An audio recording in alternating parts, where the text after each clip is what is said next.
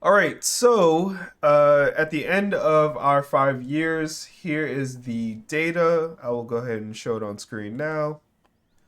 All right, so here is the information. The way it's displayed is in the C column, you have educated workers. So educated worker or educated farmers, I should say, are expected to collect 7 crop per tile. So it would be 15 width, 15 length by 7, which gives you 1575. So if everything was collected on time in one season, you'd expect 1575 crop from that field. If the worker is uneducated, they produce 5 crop per tile. So 15 by 15 by 5 gives you 1125. So that's what you can expect to be collected, educated versus uneducated. Now, in the J column, this is the average over 5 years. And in the K column is the difference between what was expected from an educated worker, which I assumed everyone was educated before I started, but that was not the case, versus what was actually collected over those 5 years. So, re I guess re-examining the information or giving it further context. Really, what we're looking for is collection percentage versus like the actual numbers. So, like in 8 by 15, you see 600 year over year, 600 average. If you look at the control uneducated column, then 600 is expected. And then in the notes section, I wrote if the farmer was educated or not. And for the 5 years, the farmer was uneducated. So if you plant an 8 by 15 field, you can expect 100% collection rate. So that's how you should look at the information, basically. For a 9 by 15, same thing. For an educated worker, which the farmer was educated, 945 crop was expected. 952 was collected year over year. I'm not exactly sure why there was extra crop. I I don't know where that extra crop. Well,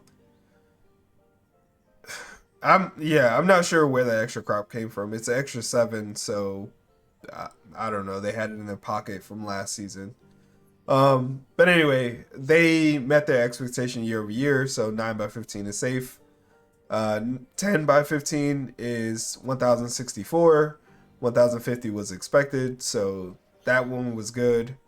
And then 11 by 15, you have 1176 collected year over year, and 1155 was expected, so that one is safe. So from the initial data, if you play on a mild climate, um, you can go up to 11 by 15 safely and not have to worry about losing crop year over year. Again, this is with one farmer, um, and it is perfectly fine to collect this. When you get to 12 by 15, that's when the inconsistencies start to show. Kind of. So, an uneducated worker is expected to collect 900 crop. So they did collect 900 crop in year 1 and year 4. An educated worker is expected to collect crop, 1,260 crop. They did that in year 2 and year 5. In year 3, which I believe was a cold snap, so in early winter, they did not collect their entire bounty. So once you get to 12 by 15, that is where you're pushing it on mild climate. So if you have one worker, again arrayed in a fashion similar to this, if I can go ahead and hide the chart, where you have storage barn, fields, storage barn, house. The houses can be in between. The reason I put the houses back here was so that they were equidistant from their field. But if you have a setup like this where you have barns on the north and south and then a farm nearby, for 12 by 15, that is the upper limit. I can go ahead and show the data again.